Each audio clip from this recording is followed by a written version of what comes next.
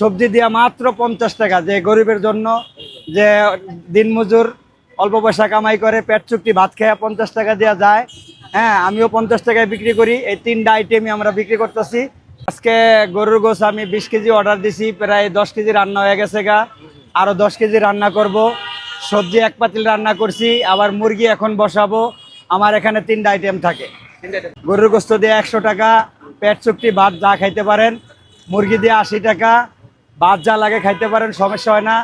যথেষ্ট কাস্টমার হচ্ছে, আমার কোনো খাবার থাকতেছে না, সবই চলে যাচ্ছে ইনশাল্লাহ। জি, সব বিক্রি হয়ে যাচ্ছে ইনশাল্লাহ। আল্লাহর রহমত, আমি এই ভালো হবে ইনশাল্লাহ, এই কারণেই দোকানটা দিছি। অনেক লোকই না খেয়ে চলে যাইতো, আর ওই না খাওয়া কাস্টমারগুলি আমাদের এখানে আসে। উনি এখনো পাক করে সাপ্লাই দিতে পারতেছে না, বড় বড় ড্যাক হয়েছে, তারপর হইতেছে না। যথেষ্ট লোক হয়, ভ্যান লেবার রিক্সাওয়ালারা যারা আছে এরা ফিরে যাইতেছে। এখন আর কেউ ফিরে যায় না, এখন সবাই এখান থেকে খাবার খাইয়া যাচ্ছে ইনশাল্লাহ।